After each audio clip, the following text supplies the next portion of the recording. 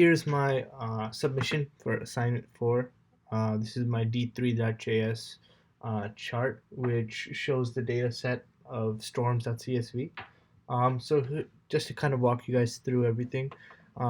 So the conclusion that my Tableau analysis came out with was that 2003 to 2015 was the time with the most dangerous storms, which according to the NOAA are storms that are category 4 and above. So that's how my app starts, kind of showing you that. So there's three ways to see the how intense the storms are. So one is the fact that we selected dangerous storms. The second thing is that we can see how many storms are displayed on the screen right now.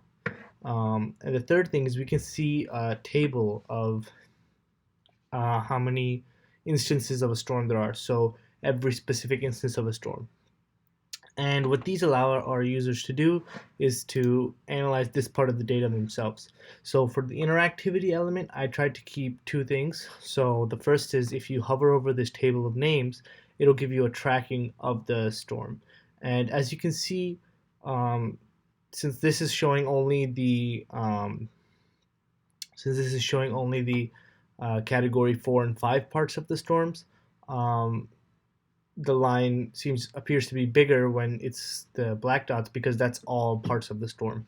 And so the user can go down the table and view the path of each individual storm. Along with that, the user can select from this list to see hurricanes, which is category 0 to 5, tropical storms, which is 0, and tropical depressions, which is -1. Along with that, they can also see all of the data, so all of the dots. They can filter the years. So I'll go ahead and say, from 1975 to 2020, which is the end.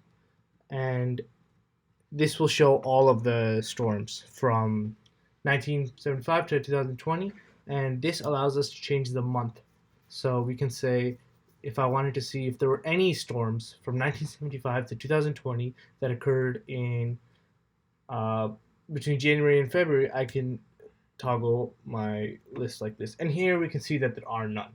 So that's a brief run through of the app and the interactivity element, which is, you can hover over here, or you can also see the amount of storms that are displayed at any given moment. Just to end it, I'll kind of show you all of the storms, so you can kind of see how vast the graph is. And here we can see all the different storms. I think one thing I could add is maybe a color label on the side. But yeah, and as the user scrolls down, they can see every individual storm there is. So yeah, so we can go ahead and see like the tracking of these different storms. So yeah, thank you.